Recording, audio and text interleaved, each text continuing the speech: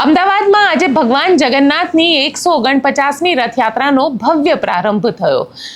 સવારના જ સમયે જ્યારે મંગળા આરતી થઈ ત્યારે સવારે લગભગ 4 વાગ્યાના સમયે કેન્દ્રીય ગૃહમંત્રી અમિત શાહ તેમના પરિવાર સાથે પહોંચ્યા હતા. ત્યારબાદ મુખ્યમંત્રી ભૂપેન્દ્ર પટેલ ત્યાં પહોંચ્યા અને તેમને ભગવાન જગન્નાથના રથમાં સોનાના ઝાડુથી ઝાડુ લગાવીને પહીન વિધિ કરી અને ત્યાં આગળ નાયબ મુખ્યમંત્રી હર્ષ સંઘવી પણ હાજર હતા. તેમના દ્વારા રથને ખેંચવામાં આવી અને રથયાત્રાની શરૂઆત કરવામાં આવી. તો આજે ભગવાન જગન્નાથની આ ભવ્ય રથયાત્રા જે છે તે અમદાવાદની અંદર નીકળી. સુરક્ષાની પણ ખૂબ વ્યવસ્થા કરવામાં આવી હતી. રથયાત્રા ને લઈને ડ્રોનથી લગાતાર આખી રથયાત્રા ઉપર મોનિટરિંગ કરવામાં આવ્યું હતું. અલગ અલગ ભજન મંડળીઓ, અલગ અલગ લોકો ખૂબ આનંદ ઉત્સાહ સાથે આજે ભગવાન જગન્નાથની આ રથયાત્રાની શરૂઆત થઈ અને ત્યારબાદ ભગવાનના રથ જે છે તે જે નિજ મંદિર છે જગન્નાથ મંદિર ત્યાં આગળ પહોંચી ચૂક્યા છે. તો હવે આપણે આજે ચર્ચા કરીશું આપણા વિષયની, જેમાં ચૈતર વસાવાના પત્ની શકુંતલા વસાવા, જેઓ અત્યારે જેલની અંદર છે. ચૈતર વસાવાની સાથે તેમને 7 વર્ષની સજા કોર્ટ દ્વારા સંભળાવવામાં આવી છે. તેમની જામીન અરજી ઉપર આજે સુનાવણી થઈ. ગુજરાત હાઈકોર્ટની અંદર આ જામીન અરજી ઉપર સુનાવણીમાં ફરી એકવાર તારીખ આપવામાં આવી છે. સરકારી વકીલ અને બચાવ પક્ષના વકીલ આ બંનેની દલીલો અહીંયા પૂર્ણ થઈ છે અને હવે 22મી તારીખે જ્યારે કોર્ટની અંદર સુનાવણી થશે તો સીધો જજમેન્ટ આપવામાં આવશે. એટલે ત્યાં આગળ આજે શું દલીલ રજૂ કરવામાં આવી, સરકારી વકીલ શું બોલ્યા, તેના ઉપર પણ ચર્ચા કરીશું. સાથે સાથે ચર્ચા કરીશું કે કેન્દ્રીય ગૃહમંત્રી અમિત શાહ સવારના સમયે ભગવાન જગન્નાથના મંદિરે હતા, પરંતુ બપોરના સમયે તેઓ કમલમમાં હતા. કમલમમાં ત્યાં એક મીટિંગનો દોર શરૂ થયો, જ્યાં આગળ નાયબ મુખ્યમંત્રી અને સંગઠનના પદાધિકારીઓ આ બધાની સાથે મીટિંગ હતી. 2027ની ચૂંટણીને લઈને હવે શું નવી રણનીતિ બનવા જઈ રહી છે તેની પણ વાત કરીશું અને વાત કરીશું સોનમ વાંગચુકની, કારણ કે સોનમ વાંગચુકના ઉપવાસનો આજે 18મો દિવસ પૂર્ણ થઈ ચૂક્યો છે. એટલે સોનમ વાંગચુકને લઈને ધીરે ધીરે હવે જે સામાજિક કાર્યકર્તાઓ છે તે બધા ભેગા થઈ રહ્યા છે. અલગ અલગ અભિનેતા, નેતા બધા જ એવી અપીલ કરી રહ્યા છે કે સોનમ વાંગચુક જે છે તે પોતાના ઉપવાસ છોડી દે, કારણ કે તેમની તબિયત ખૂબ બગડી રહી છે અને તેમનું વજન પણ 9 કિલોથી વધારે ઓછું થઈ ગયું છે. પણ સોનમ વાંગચુકે આજે જનતાને એક સીધો સંદેશ આપ્યો અને જનતાને જંતર મંતર પર બોલાવી છે. શું કહ્યું તેમને તેની પણ ચર્ચા કરીશું. નમસ્કાર, હું છું ગોપી ઘાંગર અને આપ જોઈ રહ્યા છો નિર્ભય ન્યૂઝ. અમદાવાદમાં ભગવાન જગન્નાથની 149મી રથયાત્રાની શરૂઆત થઈ. શરૂઆત સવારના મંગળા આરતીથી કરવામાં આવી અને મંગળા આરતી જ્યારે થઈ ત્યારે ખુદ કેન્દ્રીય ગૃહમંત્રી અમિત શાહ પહોંચ્યા હતા. ત્યારબાદ પહીન વિધિ કરવામાં આવી અને ત્યારબાદ રથ ખેંચીને રથયાત્રાની શરૂઆત કરવામાં આવી. આખો જે રસ્તો છે 16 કિલોમીટર લાંબો ભગવાન જગન્નાથનો આજે રથયાત્રાનો રૂટ જે છે તે જમાલપુર જગન્નાથ મંદિરથી શરૂ થઈને જે ઓલ્ડ સિટી અમદાવાદ છે ત્યાંથી આ આખી રથયાત્રા પસાર થાય છે અને ભગવાન જગન્નાથની આ રથયાત્રા સાંજના લગભગ 7 વાગ્યાના સમયે નિજ મંદિરે પાછી આવી જાય છે. આજે પણ એવું જ થયું. ખૂબ આનંદ ઉત્સાહ સાથે આ રથયાત્રા જે છે તેની શરૂઆત થઈ. સાથે જ રથયાત્રામાં અલગ અલગ અખાડાઓ હતા, મહિલા અખાડાઓ હતા અને ડ્રોનથી આખી રથયાત્રા ઉપર સતત મોનિટરિંગ કરવામાં આવ્યું. એટલે રથયાત્રાનો ઉત્સવ જે છે એ આનંદ ઉમંગ સાથે આજે પૂર્ણ થયો. પોલીસે પણ ખૂબ મહેનત કરી હતી, કારણ કે સુરક્ષા માટેનો જે આખો રૂટ છે તે પણ ખૂબ જ મહત્વપૂર્ણ હોય છે. એમાં પણ ઘણો એવો વિસ્તાર છે કે જે સંવેદનશીલ વિસ્તાર ગણવામાં આવે છે. ત્યાં પણ જે લઘુમતી કોમના ભાઈઓ છે તેમના દ્વારા સ્વાગત કરવામાં આવ્યું રથયાત્રાનું. એટલે એક સદભાવનાનો સંદેશ પણ આપતી આ જે રથયાત્રા છે અમદાવાદની તે આજે પૂર્ણ થઈ. વાત કરીએ સમાચારની, તો સમાચારમાં સૌથી પહેલા ચૈતર વસાવાના પત્ની શકુંતલા વસાવાના, કારણ કે શકુંતલા વસાવા દ્વારા જે ગુજરાત હાઈકોર્ટની અંદર પિટિશન ફાઇલ કરવામાં આવી હતી જામીન અરજી માટે, કારણ કે 7 વર્ષની સજા રાજપીપળાની કોર્ટ દ્વારા તેમને સંભળાવવામાં આવી છે.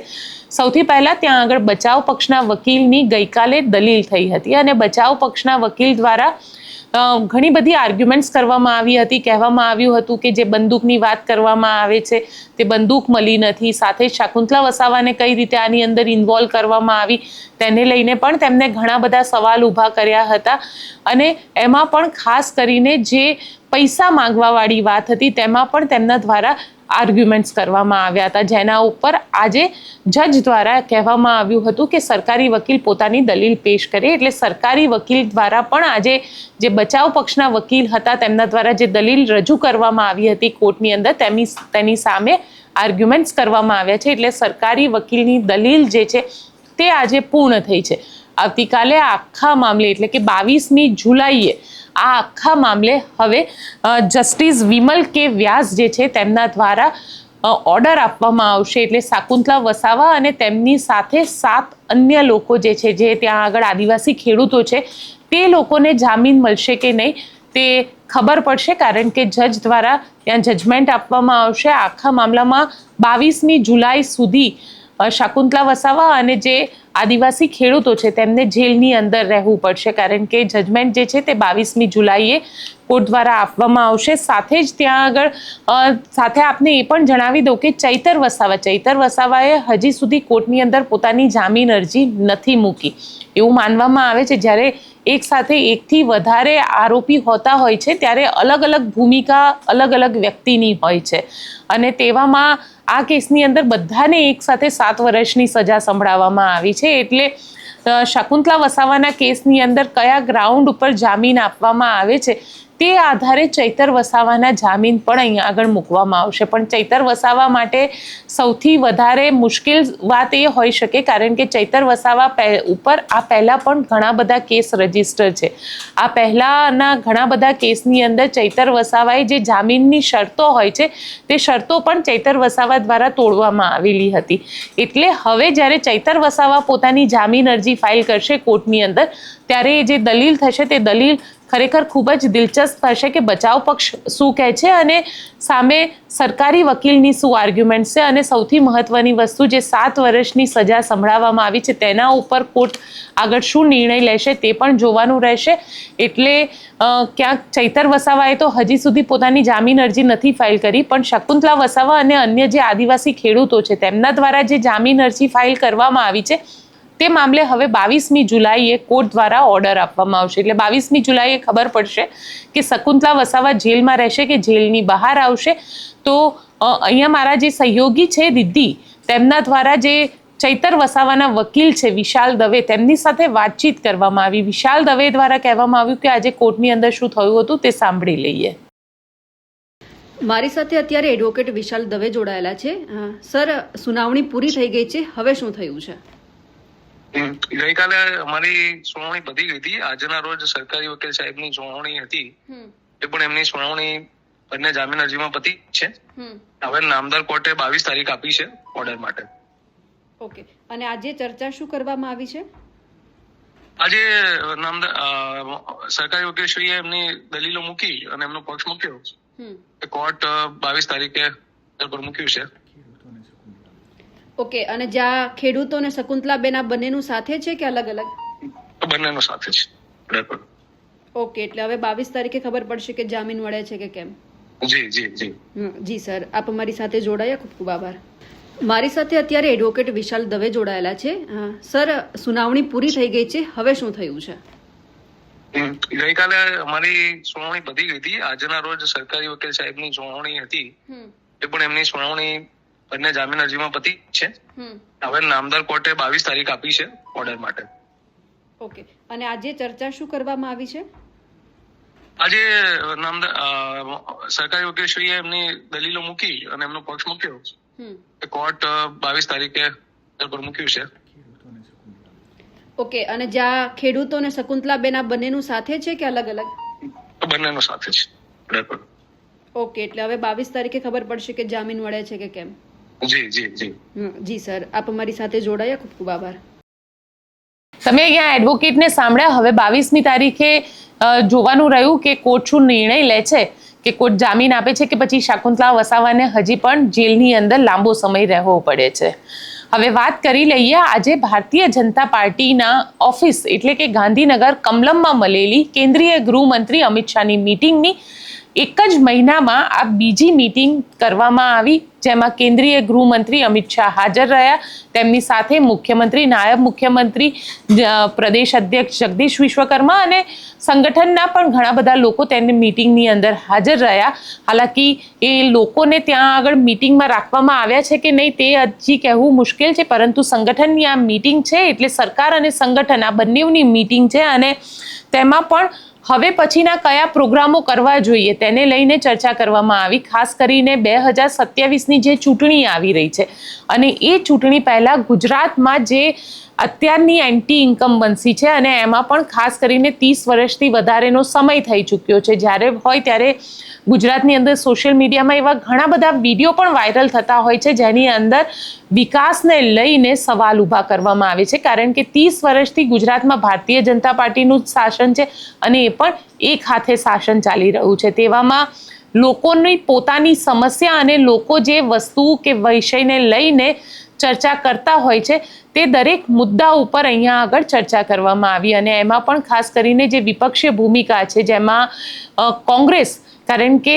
કોંગ્રેસને લઈને પણ અહીંયા ચર્ચા કરવામાં આવી હશે, કારણ કે ગઈ વખતે જે રીતે કોંગ્રેસનો વોટ શેર સ્થાનિક સ્વરાજની ચૂંટણીમાં એ પહેલાં 2022ની ચૂંટણીથી લઈને 2024ની લોકસભાની ચૂંટણી થઈ અને ત્યારબાદ સ્થાનિક સ્વરાજની ચૂંટણી અને હવે 2027ની જે વિધાનસભાની ચૂંટણીઓ આવી રહી છે તેને લઈને જે વોટ શેર છે તેના માટેની જે રણનીતિ છે તે રણનીતિ પણ નક્કી કરવામાં આવે. અને અહીંયા આગળ વાત કરવામાં આવે તો ગુજરાતની અંદર અત્યારે જે રીતે ખેડૂત આંદોલનો ચાલી રહ્યા છે, આદિવાસી બેલ્ટના જે પ્રશ્ન છે અને એમાં પણ ચૈતર વસાવાને જેલમાં નાખ્યા બાદ કઈ રીતનો ત્યાં માહોલ છે અને અંબાજીથી લઈને ઉમરગામ સુધીનો આખો જે પટ્ટો છે તે પટ્ટામાં કઈ રીતે ભારતીય જનતા પાર્ટીને ત્યાં આગળ એન્ટ્રી કરાવી શકાય અને એમાં પણ ખાસ કરીને નર્મદા ભરૂચવાળો જે ચૈતર વસાવાવાળો પટ્ટો છે ત્યાં આગળ કઈ રીતે ભારતીય જનતા પાર્ટી આવી શકે, જે નારાજગી છે ચૈતર વસાવાને લઈને લોકોની, આદિવાસીઓની નારાજગી, કારણ કે ચૈતર વસાવાને જેલમાં નાખવામાં આવ્યા છે તો તે નારાજગી વોટ સુધી કન્વર્ટ ન થાય તેના માટે શું રણનીતિ કરવી તેને લઈને પણ ચર્ચા કરવામાં આવી. સાથે સાથે જો વાત કરવામાં આવે તો પાર્ટીની અંદર ઘણા બધા એવા સિનિયર નેતા છે જે પોતે નારાજ છે અને તેના જ કારણે તેઓ નિષ્ક્રિય છે. તો આ સિનિયર નેતાઓને ફરીથી સક્રિય કઈ રીતે કરવામાં આવે, કારણ કે જો સિનિયર નેતા છે તો તેનું પોતાનું એક અલગ લોકોની વચ્ચે એક વર્ચસ્વ છે અને લોકો તેમના કહેલા બોલ ઉપર જ કામ કરતા હોય છે. એટલે અહીંયા આગળ જે સિનિયર નેતાઓ છે તે સિનિયર નેતાઓને ફરીથી રીએક્ટિવ કઈ રીતે કરી શકાય તેના ઉપર પણ ચર્ચા, અને સાથે જે નેતાઓ ભારતીય જનતા પાર્ટીમાં છે અને એમાં પણ ખાસ કરીને કોંગ્રેસમાંથી આવેલા નેતાઓ જે અત્યારે ભારતીય જનતા પાર્ટીમાં છે પણ નિષ્ક્રિય છે, પાર્ટીને ક્યાંક ડેમેજ કરી રહ્યા છે, તો તેવા ઓને આગળ કઈ રીતે 2027ની ચૂંટણી પહેલા તેમની વિરુદ્ધમાં કઈ રીતે રણનીતિ બનાવી અને તેમનું જે ડેમેજ છે તેને સૌથી ઓછું કઈ રીતે કરવું, અને જો તે લોકો વધારે પાર્ટીની વિરુદ્ધમાં કામ કરે છે તો તેમના વિરુદ્ધમાં શું એક્શન લઈ શકાય, આ બધા જ મુદ્દાઓને લઈને ક્યાંક માનવામાં આવી રહ્યું છે કે ચર્ચા વિચારણા કરવામાં આવી હશે. અને ખાસ કરીને કારણ કે અત્યારે કેન્દ્રીય ગૃહમંત્રી અમિત શાહ અને આ લોકોની જે મીટિંગ છે સંગઠન અને સરકાર સાથેની, તે મીટિંગમાં કારણ કે ગઈ વખતે જ્યારે અમિતભાઈ આવ્યા ત્યારે તેમના દ્વારા જે લેસન આપવામાં આવ્યું હશે એ લેસનનું પણ અત્યારે એકવાર ફરીથી એક નવું લેસન આપવામાં આવશે. તેને કદાચ અમિતભાઈ દ્વારા ચેક પણ કરવામાં આવે, કારણ કે સંગઠનને લઈને ઘણા બધા એવા પ્રશ્ન છે ભારતીય જનતા પાર્ટીમાં, કારણ કે ભારતીય જનતા પાર્ટી શિસ્તબદ્ધ પાર્ટી ગણાય છે અને આમ જોવા જઈએ તો મનસુખ વસાવાથી લઈને ભરૂચનો જે આખો પટ્ટો છે ત્યાં આગળ અત્યારે જે પાર્ટીની અંદર જ અંદરના નેતાઓની અંદરના જે ઝઘડાઓ સામે આવી રહ્યા છે, એ ભરૂચ હોય કે સૌરાષ્ટ્ર હોય કે કોઈ પણ જગ્યાએ અત્યારે આ સ્થિતિ જે જોવા મળી રહી છે તેને કઈ રીતે મિનિમાઇઝ કરવામાં આવે, તેનેથી જે પાર્ટીને ડેમેજ થાય છે એ ડેમેજ કઈ રીતે ઘટાડવામાં આવે તેના ઉપર પણ અહીંયા આગળ ચર્ચા વિચારણા કરવામાં આવી હશે તેવું માનવામાં આવી રહ્યું છે. અને સાથે સાથે અમિત શાહ હવે ગુજરાત આવ્યા છે, તેમના દ્વારા મીટિંગનું આયોજન કરવામાં આવ્યું છે, એટલે મીટિંગમાં પણ એવું ઘણું બધું હોમવર્ક આપવામાં આવશે કે 2027ની ચૂંટણી જ્યારે સામે છે, લગભગ 1.5 વર્ષનો સમય છે અને આ 1.5 વર્ષના સમયમાં કોંગ્રેસ અને આમ આદમી પાર્ટી, કારણ કે હવે ભારતીય જનતા પાર્ટી પાસે એકમાત્ર વિપક્ષ નથી રહ્યો, જે કોંગ્રેસ હતો હવે તેમના માટે વિપક્ષ તરીકે આમ આદમી પાર્ટી પણ છે અને આમ આદમી પાર્ટીના જે અમુક ચોક્કસ નેતાઓ છે તે નેતાઓની વિરુદ્ધમાં અને તેમને હરાવવા માટેની કઈ રણનીતિ કરવી પડે અને તેમના માટે અત્યારથી જ કામ કઈ રીતે શરૂ કરી શકાય તેની પણ ચર્ચા થઈ હોય તેવું સૂત્રો દ્વારા કહેવામાં આવી રહ્યું છે. એટલે જોઈએ હવે ધીરે ધીરે ખબર પડશે કે 1-2 દિવસની અંદર કે ત્યાં આગળ શું ચર્ચા કરવામાં આવી, શું હોમવર્ક આપવામાં આવ્યું છે નેતાઓને અને અમિતભાઈ જ્યારે નેક્સ્ટ ટાઈમ આવશે તો પછી એ હોમવર્કને કઈ રીતે તેને એકચ્યુઅલ ગ્રાઉન્ડ ઉપર જે જમીન ઉપર જેને કહી શકાય તે ગ્રાઉન્ડ પર કઈ રીતે લાવી શકાય તેને લઈને પણ આ ચર્ચા થઈ હોવી જોઈએ તેવું માનવામાં આવી રહ્યું છે. હવે વાત કરી લઈએ સોનમ વાંગચુકની, કારણ કે સોનમ વાંગચુક જે છેલ્લા લગભગ 18 દિવસથી ઉપવાસ ઉપર બેઠા છે, આ મરણાંત ઉપવાસ તેમના ચાલી રહ્યા છે અને હવે તેમની તબિયત પણ ધીરે ધીરે બગડતી જઈ રહી છે અને સોનમ વાંગચુકના આવવાની સાથે જેમના 18 દિવસના ઉપવાસની સાથે ક્યાંક એક ચર્ચા પણ જોર પકડ્યું છે કે શું વ્યક્તિ મરી જશે ત્યાં સુધી સરકારને કોઈ ફરક નહીં પડે.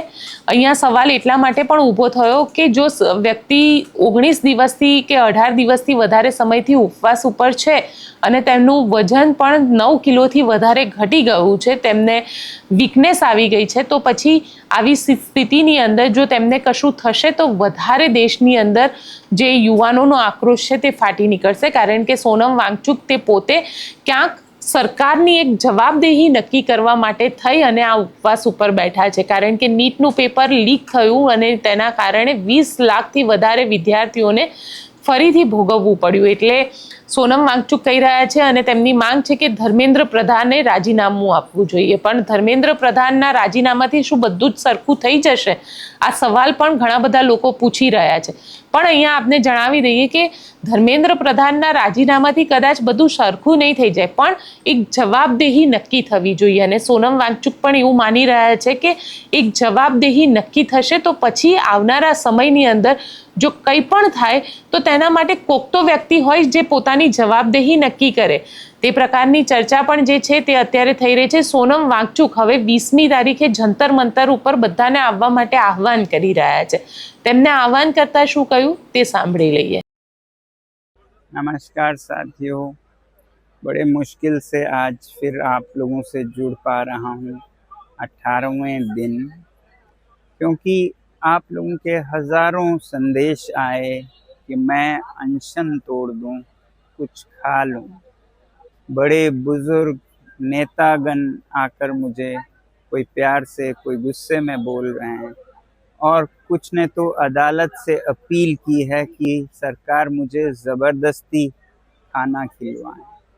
2 बातें हैं. पहला तो अगर मैं खा भी लूँ तो उससे क्या बदलेगा और क्या संदेश जाएगा? सरकार को तो यही संदेश जाएगा कि जवाबदेही की ज़रूरत नहीं है, वो बैठ जाते हैं, वो चले जाते हैं. और दूसरी बात, मेरी हालत कुछ ऐसी भी नहीं है कि मैं 2-4 दिन में मर जाऊं.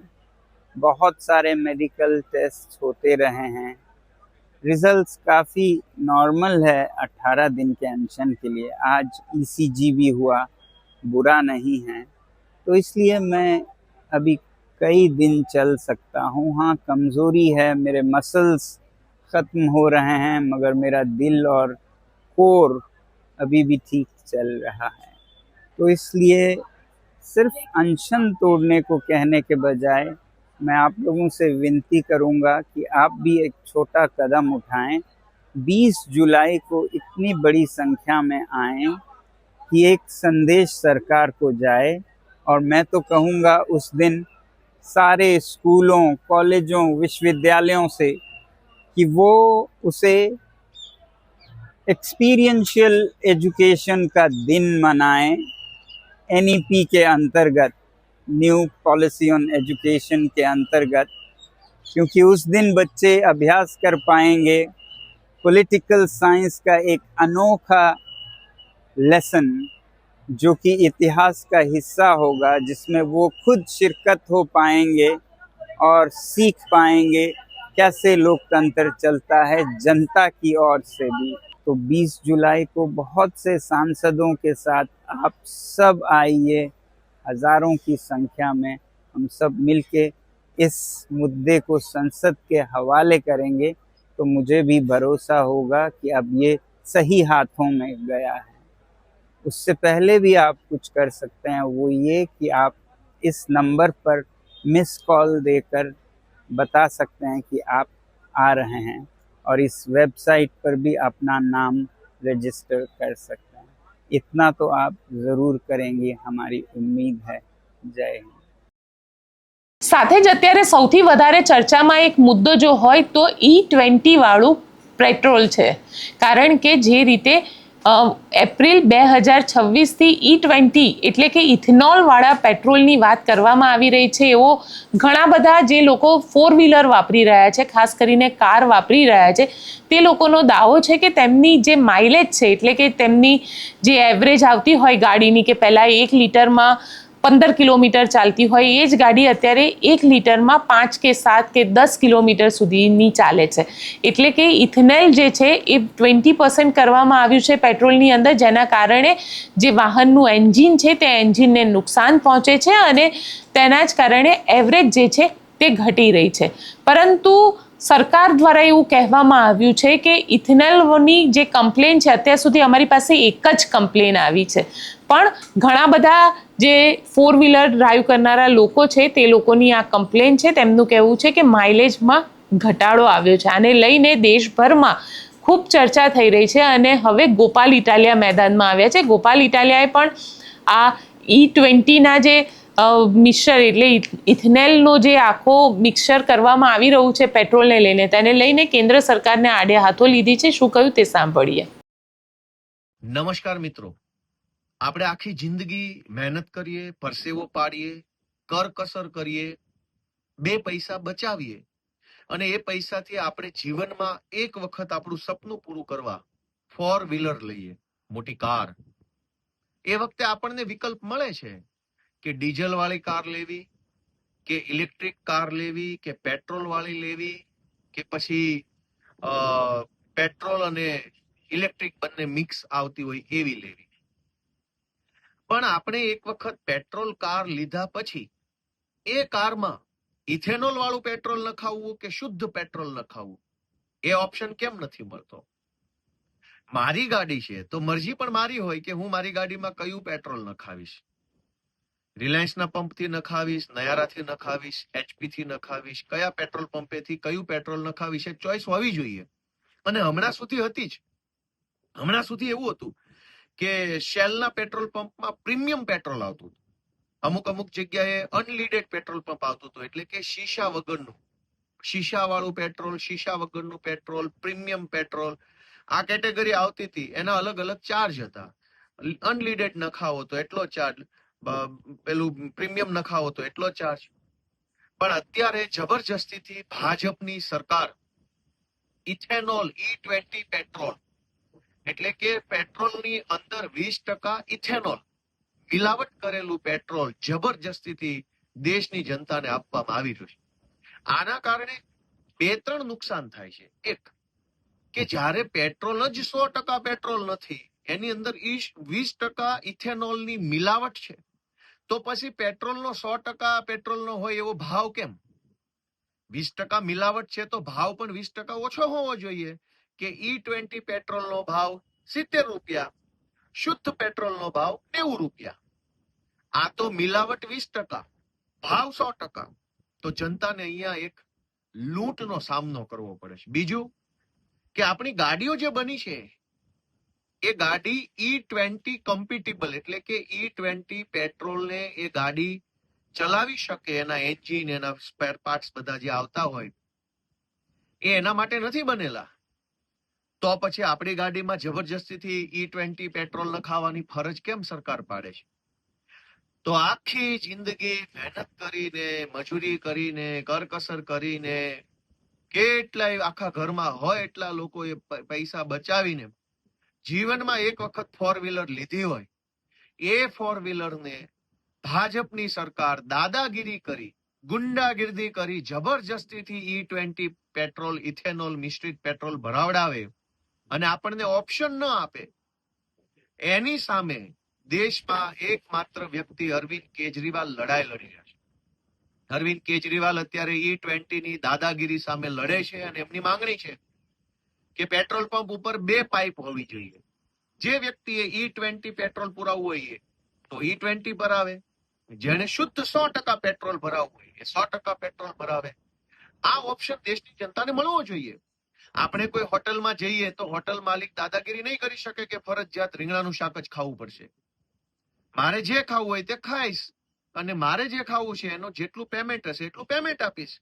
જેને પેટ્રોલ ભરાવવું છે એ 100% પેટ્રોલ ભરાવશે, એનું પેમેન્ટ આપશે. E20 વાળો E20 ભરાવશે, એનું પેમેન્ટ આપશે. સરકાર કેમ જબરજસ્તી કરે છે? તો આ બાબતે અરવિંદ કેજરીવાલે એક ઓનલાઈન પિટિશનની શરૂઆત કરી છે અને એની અંદર StopE20petrol.com નામની એક વેબસાઇટ બનાવી છે. એની અંદર તમે જઈ અને તમારો વિરોધ નોંધાવી શકો છો, પિટિશનને સાઇન કરી શકો છો. ખૂબ ખૂબ આભાર. શું આપના વાહનમાં પણ એવરેજ ઘટી ગઈ છે? તો અમને કોમેન્ટ બોક્સમાં ચોક્કસથી લખીને જણાવજો. અને જે રીતે પેટ્રોલની અંદર ઇથેનોલ નાખવામાં આવી રહ્યું છે એને લઈને આપ શું વિચારી રહ્યા છો એ પણ કોમેન્ટ બોક્સમાં લખીને જણાવજો. અમારી ચેનલ નિર્ભય ન્યૂઝને લાઇક, શેર અને સબસ્ક્રાઇબ કરવાનું ભૂલશો નહીં. આભાર.